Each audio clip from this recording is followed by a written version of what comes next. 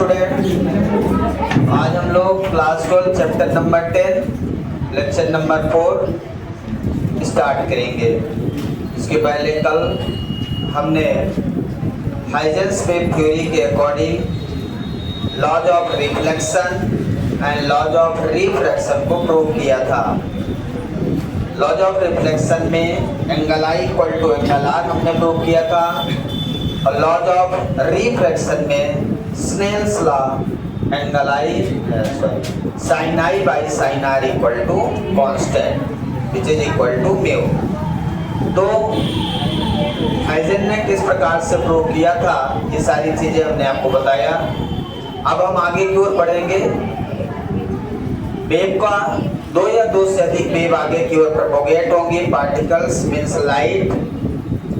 Light wave है, ये अभी तक में क्लियर हो पाया है, लेकिन और कुछ ऐसी प्रॉपर्टी है जिनमें से और क्लियर हो जाएगा कि लाइट वेव है कि नहीं है। ये धीरे धीरे जैसे जैसे पॉइंट को डिस्कस करेंगे वैसे वैसे क्लियर हो जाएगा। ठीक है, तो आज की जो हमारी हेडिंग है, आज हेडिंग लगाएंगे आप लोग principle of superposition. Principle of superposition. Principle of superposition. Principle of superposition आपने फर्स्ट चैप्टर में भी पढ़ा था। प्रिंसिपल ऑफ सुपरपोजिशन बहुत जगह पढ़ते हैं, लेकिन उसका काम एक ही होता है। प्रिंसिपल ऑफ सुपरपोजिशन जब आपने चैप्टर फर्स्ट में पढ़ा था तो कई चार्जेस के कारण नंबर ऑफ फोर्सेस जो हमारे उन चार्जेस पे लग रहे थे, एक चार्ज दूसरे चार्ज पे फोर्स लगा रहे थे, तो वहां पे हमने उन सबको सम कर दिया था। याद होगा आपको, vector F equal to F12 plus F21 plus 1/3 ऐसे हमने निकाला था फर्स्ट चैप्टर में। तो सुपरपोजिशन का मतलब है सिंपल सा एडिशन इन मैग्नीट्यूड। ठीक है ना। अभी तक हमने एक वेव की बात की। अब जब दो वेव ट्रेवल करेंगे, यदि दो वेव ट्रेवल करती हैं, तो यदि वो साथ में ट्रेवल करती हैं तो हो सकता है उनका एम्पलीट्यूड बढ़ जाए, हो सकता है उनकी इंटेंसिटी बढ़ जाए, हो सकता है वो हमारा रिजल्टेंट वेव कुछ नया मिल जाए। तो हमारा रिजल्टेंट वेव जो होगा वो क्या मिलेगा, वो हमें सुपरपोजिशन प्रिंसिपल बताएगा। ठीक है ना। सुपरपोजिशन प्रिंसिपल का सिंपल सा मतलब है एडिशन, और एडिशन तब होता है जब कोई चीज दो या दो से अधिक हो। एक सिंगल का कोई एडिशन नहीं होता, ना सब्ट्रैक्शन होता है, दो या दो से अधिक हो। तो यदि हम लोग वेव ऑप्टिक्स पढ़ रहे हैं तो यहाँ पे हम वेव की बात करेंगे, और वेव कितनी होनी चाहिए इसके लिए, दो या दो से अधिक। दो या दो से अधिक वेव का सुपरपोजिशन होगा। ठीक है ना। जैसे एक वेव का एम्पलीट्यूड y1 है, दूसरे का y2, तो y equal to y1 plus y2 हो जाएगा। तो हम इसी को धीरे धीरे समझते हुए आगे की ओर बढ़ेंगे, और आगे क्या कॉन्सेप्ट है, इंटरफेरेंस में इसको कैसे यूज करेंगे, वो हम धीरे धीरे समझते हैं। तो पहले स्टेटमेंट लिख लेंगे। पहले स्टेटमेंट लिखेंगे इसका, when two are more than two waves, when two are more than two waves, ध्यान रखना है, दो या दो से अधिक वेव होंगी तभी सुपरपोजिशन प्रिंसिपल होगा। Reach to a point, reach to a point,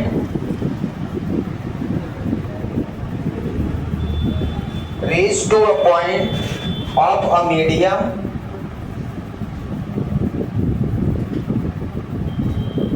of a medium, then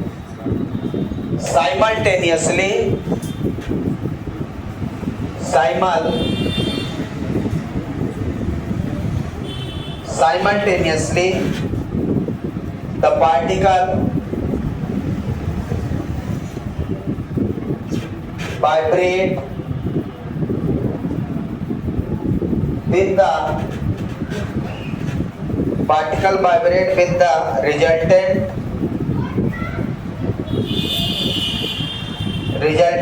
amplitude equal to the vector sum of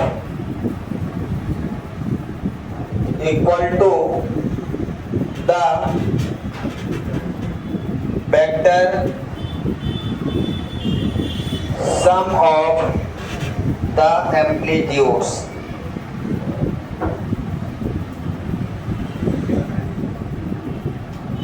Equal to the sum of amplitudes. ठीक है, तो यहां पे जो वेव को डिफाइन किया है आपने, when two are more than two waves, पहली कंडीशन है सुपरपोजिशन प्रिंसिपल के लिए, कहीं भी हो वो चीजें क्या होनी चाहिए, दो या दो से अधिक होना चाहिए। when two are more than two waves reach to a point of a medium, दो या दो से अधिक वेव किसी पॉइंट ऑफ मीडियम में पहुंचती हैं, तब साइमल्टेनियसली द पार्टिकल वाइब्रेट, उसके पार्टिकल क्या होते रहते हैं, वाइब्रेट होते रहते हैं with the resultant amplitude equal to the vector sum of the amplitudes. Amplitudes मतलब वो वेव, जो दो वेव हैं उनका एम्पलीट्यूड क्या हो जाता है, वेक्टर सम हो जाता है और एक रिजल्टेंट एम्पलीट्यूड मिल जाता है। जैसे इसको हम समझने का प्रयास करें तो दो या दो से अधिक वेव हम बना लें। यहाँ पे टू वेव्स बनाते हैं, एक वेव ये है इस तरह से, जिसका एम्पलीट्यूड मैं मानता हूं y1 है, ठीक है। इसी पे एक वेव और बना लेता हूं, ये इसका एम्पलीट्यूड क्या है, y2। एक वेव, तो यहां कितनी वेव हो गई, टू वेव्स। कितनी हो गई, टू वेव्स, जिसका एक वेव का एम्पलीट्यूड ये है, जो क्या हम लिख दिया y1। दूसरी वेव का एम्पलीट्यूड ये इतना और हो गया, तो यहां से यहां तक हो गया, इसको हमने लिख दिया y2। तो एम्पलीट्यूड ऑफ द वेव क्या हो जाएगा,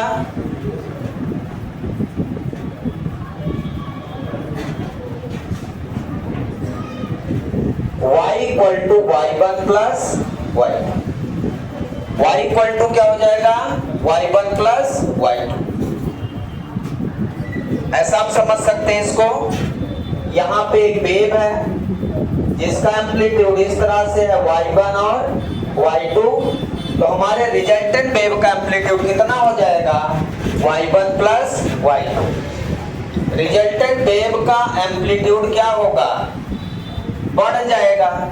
यदि ये 10 मीटर तक मैक्सिमम है और ये 15 मीटर तक है, तो दोनों ऐड होके रिजल्टेंट वेव बन जाएगा। रिजल्टेंट वेव का एम्पलीट्यूड और ज्यादा हो जाएगा। ये रिजल्टेंट वेव दोनों का सम हो जाएगा, ठीक है। दोनों का क्या हो जाएगा, सम हो जाएगा, y equal to y1 plus y2। यदि दोनों पॉजिटिव में हैं, यदि एक पॉजिटिव में है दूसरा नेगेटिव में है, तो कैसा बनेगा, एक पॉजिटिव में है एक नेगेटिव में है, इसको बोलते हैं क्रेस्ट और इसको बोलते हैं ट्रफ। क्या बोलते हैं, ट्रफ। जब किसी वेव का क्रस्ट मतलब पॉजिटिव, ट्रफ मतलब नेगेटिव, क्रस्ट और ट्रफ मिलेंगे तो इसका एम्पलीट्यूड, यदि इन दोनों का एम्पलीट्यूड लगभग सेम है, ये 10 है तो ये 10 है, ये y1 है तो ये y2, तो y equal to y1 minus y2 हो जाएगा। क्या हो जाएगा, y1 माइनस y2। कहने का मतलब यदि ये पॉजिटिव है y1 तो y2 क्या है, नेगेटिव है। y1 पॉजिटिव है और y2 निगेटिव डायरेक्शन में।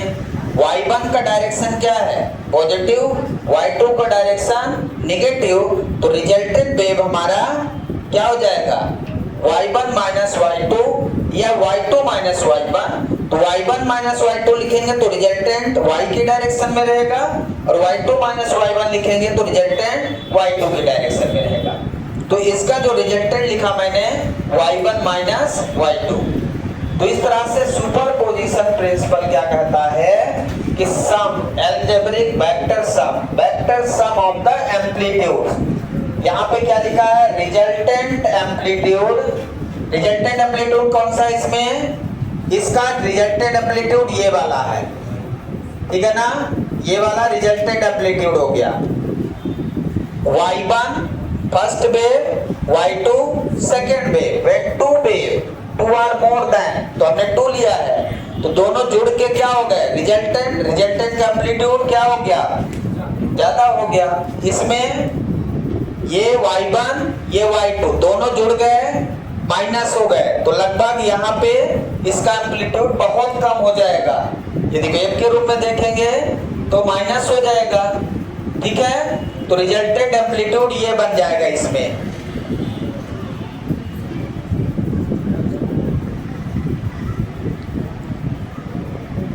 इस केस में लगभग 0 है।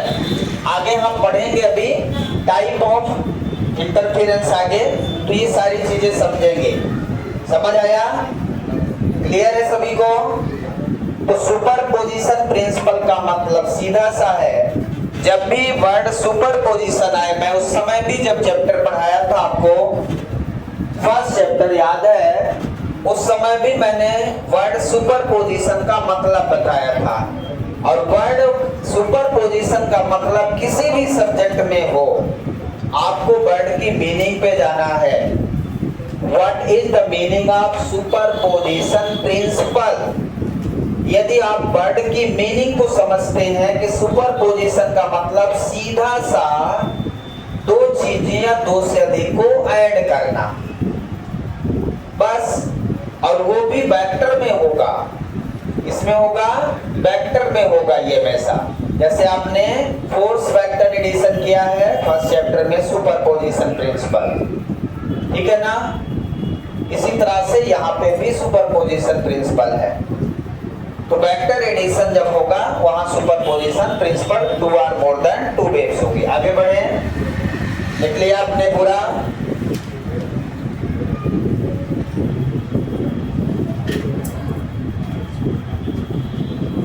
Completed?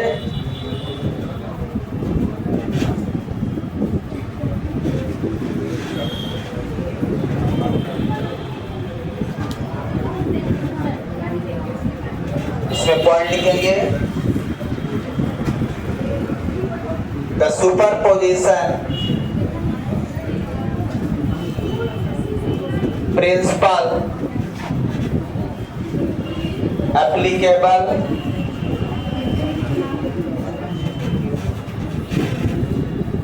For mechanical wave.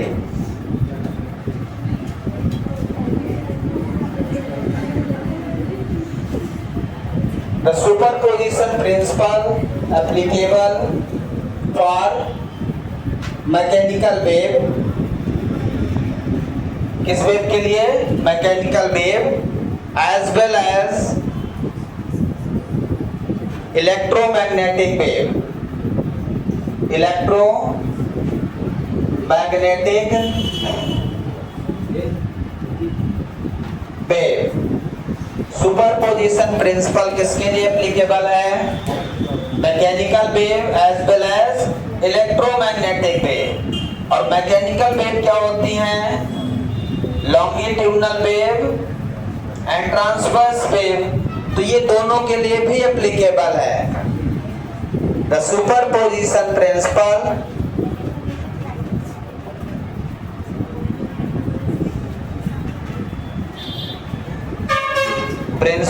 applicable for both longitudinal and transverse wave दोनों के लिए एप्लीकेबल है। लॉन्गिट्यूडनल और ट्रांसवर्स वेव दोनों के लिए एप्लीकेबल है।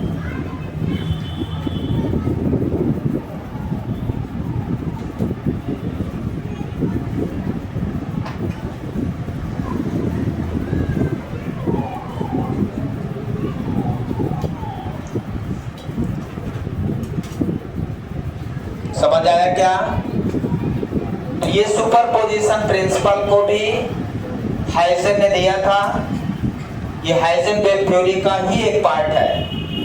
हाइजेन का वेव थ्योरी का ही ये एक पार्ट है। ठीक है, तो इस तरह से सुपरपोजिशन प्रिंसिपल कहाँ एप्लीकेबल है, कहाँ एप्लीकेबल नहीं है। ठीक है ना, जहाँ बहुत ज्यादा स्पीड हो जाएगी वेव की, हाई डेंसिटी हो जाएगी, वहां एप्लीकेबल नहीं रहेगा। बाकी हर जगह ज्यादातर वेव में एप्लीकेबल रहेगा। ठीक है ना, क्लियर है? सबको समझ आया? सुपरपोजिशन प्रिंसिपल वर्ड की मीनिंग को ध्यान रखेंगे आप। लिख लिया? इसके बाद अब आगे की ओर बढ़ेंगे, हम डिस्कस करेंगे interference of light. Interference of light को डिस्कस करेंगे। ठीक है ना, इंटरफेरेंस ऑफ लाइट हेडिंग लगाएंगे। इंटरफेरेंस ऑफ लाइट को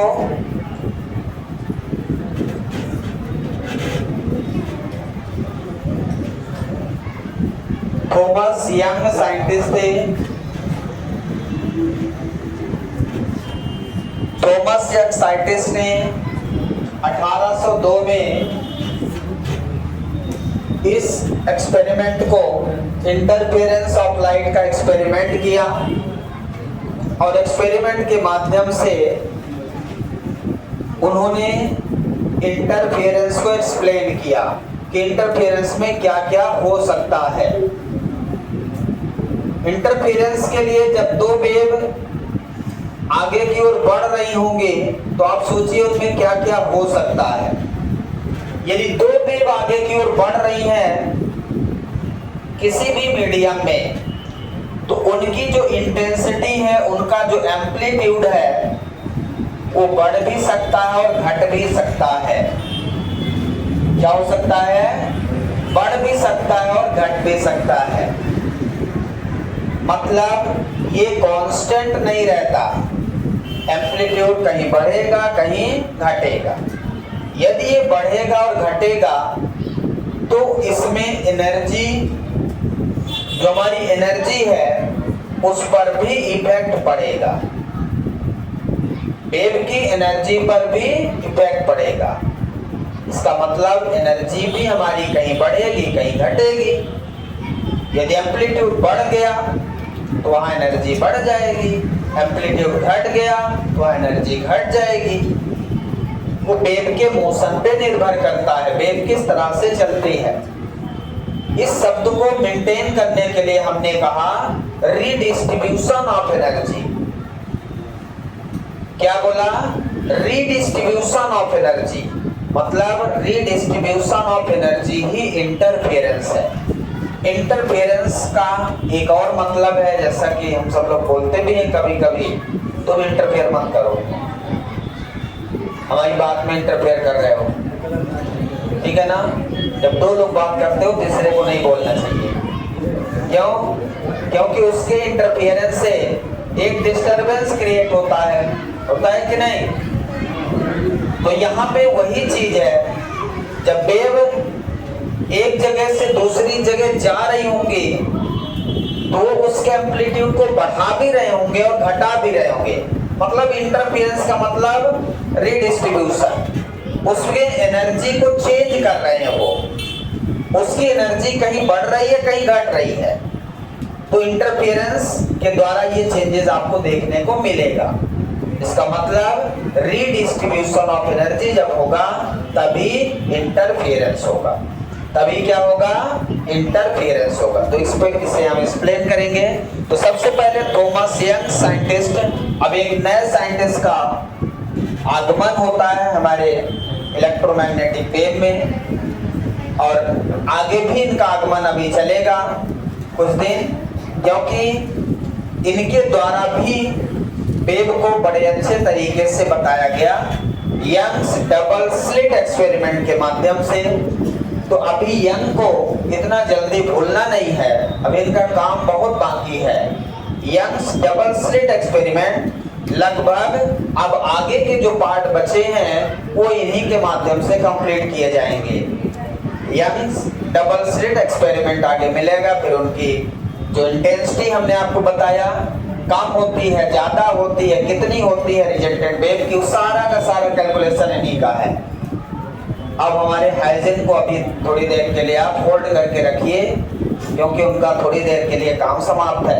ये 1802 की बात है, और हाइजेन जब थे 1678 में बात किए थे, तो उस समय के लिए अब हम इनका यूज करेंगे। क्लियर है? आइए शुरू करते हैं इंटरफेरेंस की डिफिनेशन। सबसे पहले लिखेंगे the redistribution of light energy, the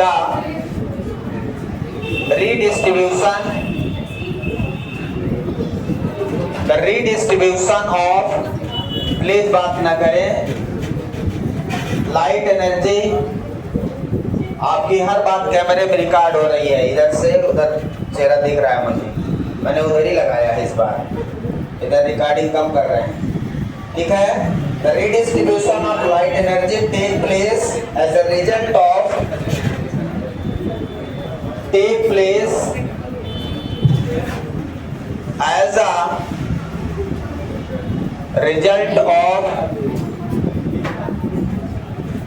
superposition of light wave,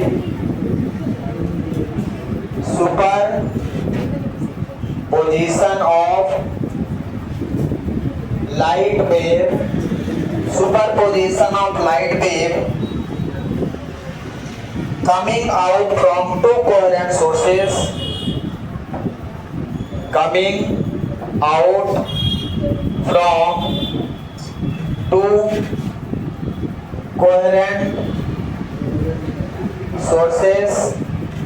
two coherent sources of light,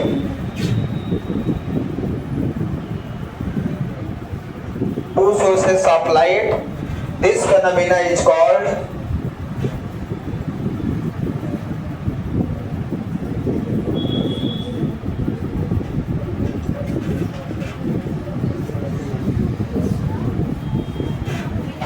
interference of light.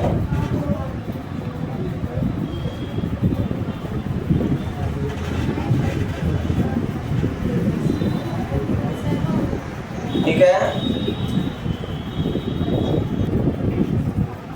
तो इसमें कैमरा भी तुम लोगों की तरफ था, आप देखो।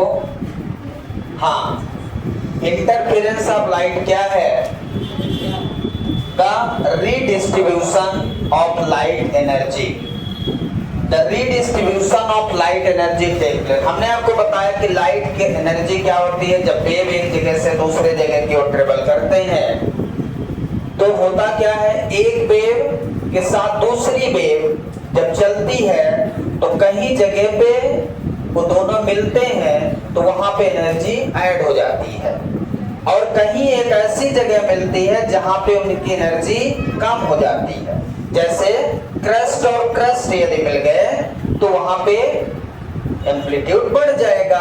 एम्पलीट्यूड बढ़ना मतलब एनर्जी इंक्रीज होना, और क्रस्ट और ट्रफ मिल गए तो वहां एम्पलीट्यूड डिक्रीज हो जाएगा।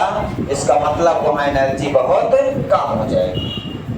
एनर्जी का बढ़ना और घटना एक वर्ड में यदि हम कहें तो रीडिस्ट्रीब्यूशन, एक वर्ड में उसे यदि हम कहें तो उसे हम क्या बोलेंगे, redistribution of light energy take place. ये लाइट एनर्जी रीडिस्ट्रीब्यूशन होता ही रहेगा। जब भी दो या दो से अधिक वेव कहीं पे प्रोपोगेट होंगे मीडियम में तो ये रीडिस्ट्रीब्यूशन ऑफ एनर्जी होता ही रहेगा as a result of superposition of light. Superposition of light का मतलब यहाँ पे दो या दो से अधिक लाइट है, याद रखिएगा। ये इंटरफेरेंस तभी होगा जब दो या दो से अधिक लाइट होंगे, एक के लिए पॉसिबल नहीं है। ठीक है, result of superposition of light wave coming out from to coherent sources. अब यहाँ पे कोहेरेंट सोर्स का क्या मीनिंग है? कोहेरेंट सोर्स ये कहता है कि यदि दो वेव कहीं से निकल रही हो तो उनका एम्पलीट्यूड, उनकी फ्रीक्वेंसी, उनका फेज नियरली सेम हो। What is the meaning of coherent source of light? When two waves coming out from source, its amplitude, its frequency, its phase nearly same. इनका एम्पलीट्यूड, इनका फेज क्या होना चाहिए? Nearly same होना चाहिए। इस प्रकार के वेव को हम कोहेरेंट सोर्स कहते हैं। समझ आया क्या? कोहेरेंट सोर्स क्लियर है? Non coherent source of wave का मतलब क्या है? वेव ऑफ लाइट का क्या मतलब है? जिनका एम्पलीट्यूड अलग अलग हो। कोहेरेंट सोर्स मतलब जैसे हमने यहाँ से एक लाइट रे दिया, ऐसे ये लाइट वेव, दूसरे वेव का भी एम्पलीट्यूड क्या है? दूसरे वेव का भी एम्पलीट्यूड क्या है? नियरली, यहां पे ध्यान से देखें, और दोनों का फेज, ये फेज है, दो वेव यहां पे दिख रही हैं क्या? इनका एम्पलीट्यूड क्या है? Nearly same. तो ये कैसी वेव है? Coherent wave. सोर्स कैसा होगा इनका? कोहेरेंट सोर्स होगा। कैसा सोर्स होगा? Coherent source. जिस सोर्स से निकल रही है उसे कोहेरेंट सोर्स बोलेंगे, जहां पे दो या दो से अधिक वेव का एम्पलीट्यूड, फ्रीक्वेंसी, फेज सेम होना चाहिए, वेवलेंथ भी। समझ आया क्या? तो इस तरह से इंटरफेरेंस ऑफ लाइट होगा, redistribution of light energy take place as a result of superposition of light wave coming out from the coherent source of light. This phenomenon is called interference of light. Clear है? समझ आया? अब interference of light में उसकी intensity बढ़ेगी भी और घटेगी भी, तो टाइप ऑफ पे निर्भर करता है। तो अब यहाँ पे हम कुछ पॉइंट लिखेंगे। फर्स्ट पॉइंट लिखेंगे at the point of maximum intensity, as the point of maximum intensity, as the point of maximum intensity, total intensity of light wave,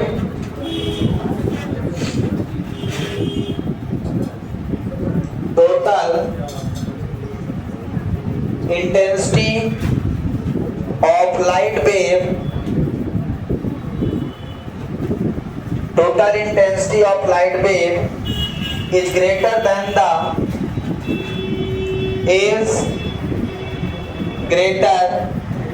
than the sum of intensity of each light wave, sum of intensity of each light wave। Please बात ना करें। each light wave, क्या point आपने लिख लिया? इसको ध्यान से समझते हैं। दो वेव बनाओ, कोहेरेंट सोर्स ऑफ लाइट से ये दोनों वेव आ रही हैं, दोनों वेव का एम्पलीट्यूड नियरली सेम है।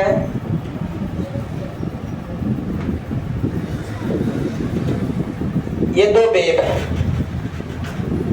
The point of maximum intensity,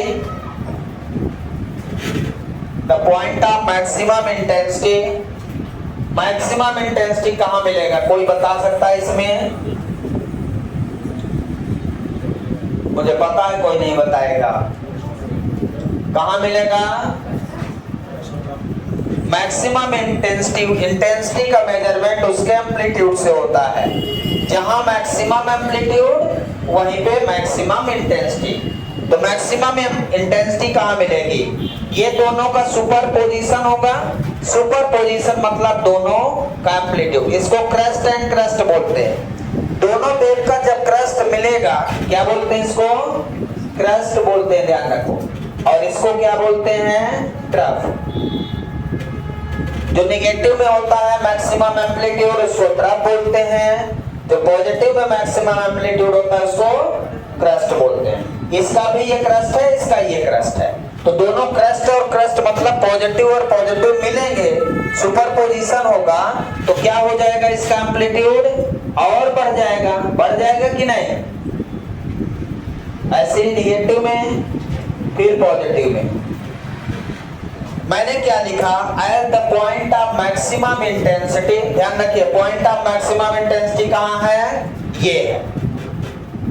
ये क्या है? पॉइंट ऑफ मैक्सिमम इंटेंसिटी है। पॉइंट ऑफ मैक्सिमम इंटेंसिटी क्या पॉइंट लिखा है? As the point of maximum intensity total intensity of light wave, total intensity of light wave is greater than the sum of intensity of each light wave। मतलब तो total intensity of light wave होगी इन दोनों की intensity के सम का से भी ज्यादा होगी। ये दोनों की इंटेंसिटी का सम होगा, इसका इंटेंसिटी होगा और इसका भी इंटेंसिटी होगा। मान लो पहले वाली वेव की इंटेंसिटी I1 है, दूसरे वाली वेव की इंटेंसिटी I2 है, और इसकी इंटेंसिटी मैं I ले लूं, तो मैं लिखूंगा I greater than or equal to I1 plus I2। इनके यंग्स अभी जब एक्सपेरिमेंट करेंगे, आगे प्रूव करेंगे दो वेव को लेकर, तो ये रिजल्ट मैं आपको प्रूव करके दिखाऊंगा। ये रिजल्ट मैं आपको प्रूव करके दिखाऊंगा। समझ आया क्या? आप आगे देखेंगे। तो इस तरह से ये स्टेटमेंट इन दोनों के ग्रेटर देन, देखिए greater than or equal to, हमने ग्रेटर देन किया है sum of intensity of each light wave. I1 किसकी? फर्स्ट वेव का इंटेंसिटी है, I2 सेकेंड वेव का इंटेंसिटी है। दोनों वेव की इंटेंसिटी का सम जो होगा उससे हमारा जो रिजल्टेंट वेव की इंटेंसिटी है उसकी उससे भी ज्यादा होगी या इक्वल होगी। समझ आया? पॉइंट क्लियर है? ये फर्स्ट पॉइंट हमारा हो गया। समझ आया क्या? अगला पॉइंट है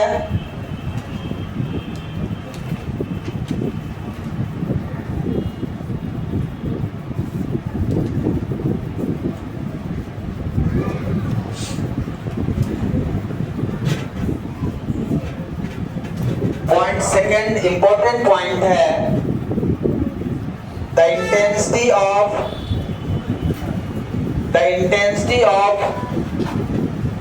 light wave, the intensity of light wave is directly proportional to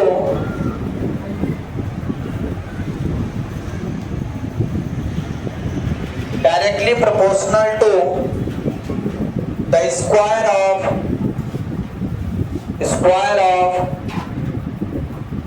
amplitude of wave, square of amplitude of wave. मतलब जो हमारी इंटेंसिटी है वो वेव के एम्पलीट्यूड का स्क्वायर का directly proportional, that is intensity of light directly proportional to a square. So this is the important formula. Direct question आया है पेपर में, ये डायरेक्ट क्वेश्चन आया है ऑब्जेक्टिव में वेव ऑप्टिक्स से कि intensity of light is directly proportional to that dash square of amplitude. याद रखना है intensity of light is directly proportional to square of amplitude of the wave. ठीक है ना? ए हमारा क्या है यहाँ पे? एम्पलीट्यूड ऑफ द वेव है, एम्पलीट्यूड ऑफ द वेव। देखो इनमें से 7 लोग ऐसे हैं जो एम्पलीट्यूड ही नहीं समझते। वेव का एम्पलीट्यूड क्या होता है? हमको लगा है क्या होता है भाई, एम्पलीट्यूड क्या होता है? तो बता देता हूँ, मैं जानता हूँ कौन कौन नहीं जानता, पूछूंगा नहीं। किसी भी वेव का एम्पलीट्यूड ये होता है, amplitude is the maximum displacement of the wave. मैंने आपको एसी में पढ़ाया है, डेफिनेशन पे दिखाया है जब हमने एसी चैप्टर पढ़ाया है। तो किसी भी वेव का मैक्सिमम डिस्प्लेसमेंट आइदर पॉजिटिव और negative side is called amplitude of the wave. तो ये पॉजिटिव साइड का एम्पलीट्यूड है, ध्यान रखिए, और ये नेगेटिव साइड का एम्पलीट्यूड है। तो इससे और एम्पलीट्यूड ये पॉजिटिव का है और ये नेगेटिव का एम्पलीट्यूड है, जिसे ए से डिनोट कर रहे हैं। आप चाहे ए से डिनोट करें, चाहे कैपिटल ए से, चाहे स्मॉल ए से, दोनों से कर सकते हैं। समझ आया एम्पलीट्यूड? अब आप ये बताएं कि एम्पलीट्यूड से ही हम लोग इंटेंसिटी का मेजरमेंट कर रहे हैं। मतलब यदि उसका एम्पलीट्यूड बढ़ गया तो हम समझ जाएंगे उसका इंटेंसिटी बढ़ गया, यदि एम्पलीट्यूड घट गया तो हम समझ जाएंगे उसकी इंटेंसिटी घट गई। हमें एम्पलीट्यूड का मेजरमेंट करना है तो हमें इंटेंसिटी पता चल जाएगी। हमें वेव का एम्पलीट्यूड देखना है, इंटेंसिटी पता चल जाएगा। जैसे आपको याद होगा, आपने साउंड पढ़ा था, loudness measured by the amplitude of the wave.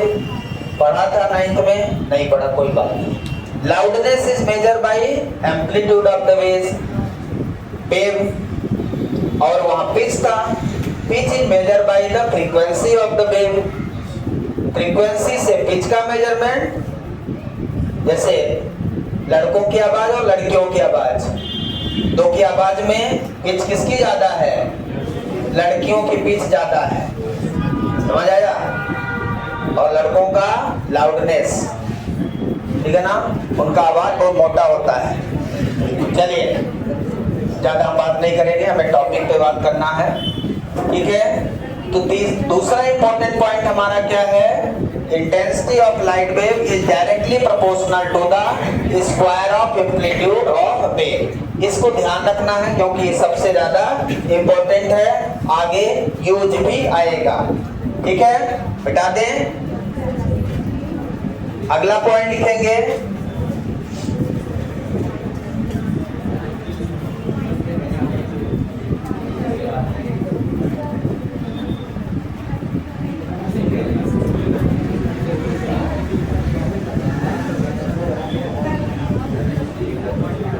अगला पॉइंट है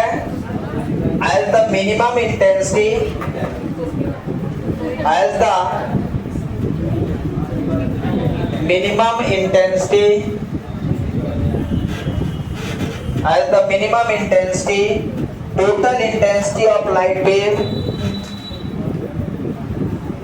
total intensity of light wave, total intensity of light wave is less than the sum of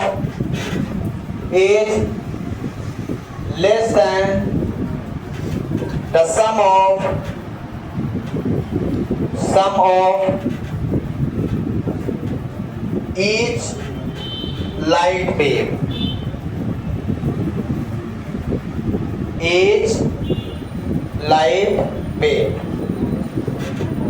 minimum intensity, total intensity of light wave is less than, मतलब यदि total intensity की बात करें तो वो हमेशा क्या रहेगी? इनकी जो इंडिविजुअल इंटेंसिटी है उनके सम से हमेशा कम रहेगी। क्या रहेगी? हमेशा कम रहेगी।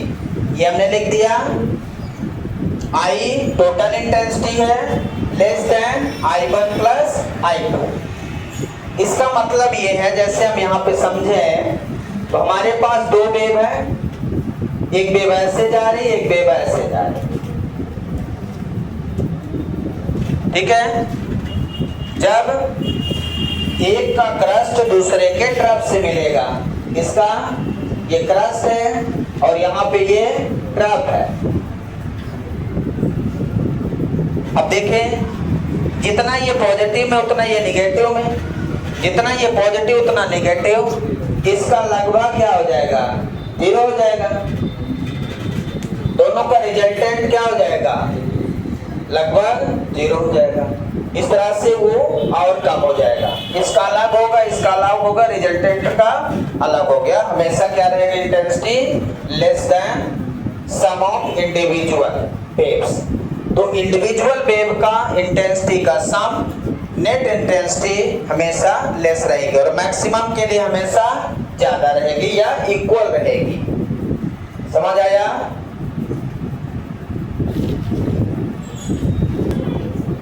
अब ये जो इंटरफेरेंस है इस किस किस टाइप के वेव में पॉसिबल है, किस किस टाइप के वेव में पॉसिबल है?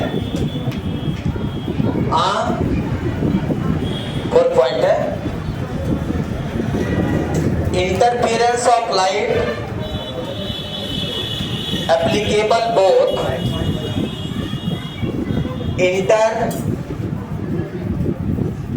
interference of light applicable both longitudinal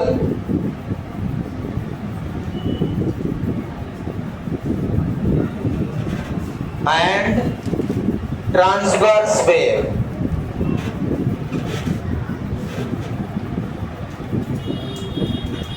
transverse wave, चाहे वेव लॉन्गिट्यूडनल हो चाहे ट्रांसवर्स हो, दोनों में इंटरफेरेंस पॉसिबल है।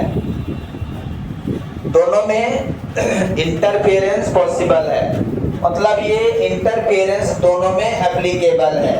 ठीक है ना?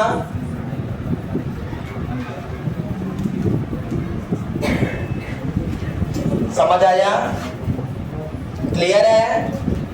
किसमें पॉसिबल है, ये एप्लीकेबल है, चाहे वो लॉन्गिट्यूडनल वेव हो चाहे ट्रांसवर्स वेव हो। लॉन्गिट्यूडनल वेव, ट्रांसवर्स वेव समझते हैं, वेव के पार्टिकल का वाइब्रेशन होता है ना, एक आगे पीछे एक ऊपर नीचे। पढ़ा है? कब पढ़ा? इलेक्ट्रोमैग्नेटिक वेव कौन सी वेव है? ट्रांसवर्स वेव है। उसमें वेव के पार्टिकल कैसे जाते हैं, आगे पीछे जाते हैं कि ऊपर नीचे? मतलब ये चीज नहीं पता आपको कि ट्रांसवर्स वेव में क्या होता है, लॉन्गिट्यूडनल वेव में क्या होता है? हाँ, वाइब्रेशन ऊपर नीचे। अगला पॉइंट लिखेंगे, in the interference of light in the interference of light in the interference of light, the distribution of energy is the distribution of energy, the distribution of energy is non-uniform, is non-uniform but not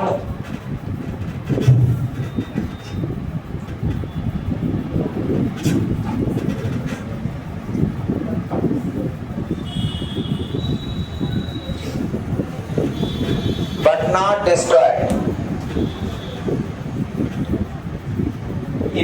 Interference of light, the distribution of energy is non-uniform.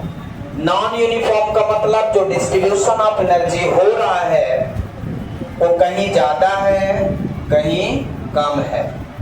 ज्यादा है कम है ये clear है, लेकिन वो destroyed नहीं होती, वो खत्म नहीं होती कि कहीं ज्यादा है तो कहीं कम है तो खत्म हो गई।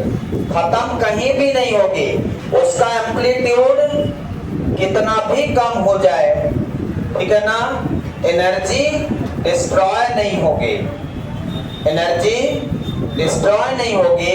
एनर्जी एक फॉर्म से दूसरे फॉर्म में कन्वर्ट होती रहती है, लेकिन यहाँ पे डिस्ट्रीब्यूशन क्रस्ट और ट्रफ मिलते रहेंगे और आगे की ओर वेव बढ़ती रहेगी। ये डिस्ट्रीब्यूशन इस तरह से चलता रहेगा, खत्म नहीं होना है। इंटेंसिटी कितना भी कम क्यों ना हो जाए, एनर्जी डिस्ट्रॉय नहीं होगी। इंटेंसिटी बहुत कम हो सकती है, यदि लगभग एम्पलीट्यूड दोनों पॉजिटिव 10 नेगेटिव 10 मिल गए तो एम्पलीट्यूड 0 होगा, लेकिन एनर्जी नहीं, एम्पलीट्यूड 0 होके मतलब वो वेव फिर ऐसे ऐसे जाने लगेगी, ऐसा नहीं कि वेव खत्म हो जाएगी। इसका जो ऑसिलेशन है, ऐसे आपने एक वेव को पॉजिटिव में इतना मिलाया, एक को नेगेटिव में, तो ये पॉजिटिव वाइब्रेशन और नेगेटिव वाइब्रेशन मिलके इनके एम्पलीट्यूड को तो कम कर सकते हैं, लेकिन इनकी एनर्जी खत्म नहीं कर सकते। एनर्जी इनकी रहेगी, बस इनका एम्पलीट्यूड इस एक्सिस की ओर भागने लगेगा। ऐसी स्थिति में तो ये चीज हमें ध्यान रखना है कि नॉन यूनिफॉर्म होगा बट नॉट डिस्ट्रॉयड होगा। क्लियर है? इसके बाद हम लोग टाइप ऑफ इंटरफेरेंस पढ़ेंगे। क्या पढ़ेंगे? Type of interference. Type of interference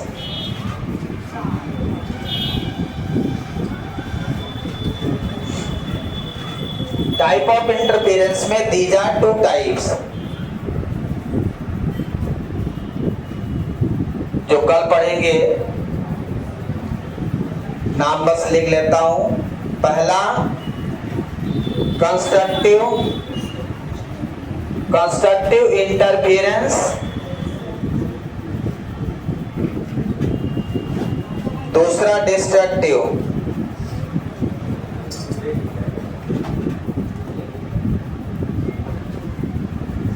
constructive interference, दूसरा डिस्ट्रक्टिव इंटरफेरेंस। तो एम्पलीट्यूड बढ़ जाता है, इंटेंसिटी बढ़ जाती है, वो कंस्ट्रक्टिव रहेगा, और जिसमें इंटेंसिटी घट जाएगी वो डिस्ट्रक्टिव। नाम से ही समझ में आता है, डिस्ट्रक्ट करना, कहते हैं डिस्ट्रक्ट मत करो, ठीक है ना, कंस्ट्रक्ट करो।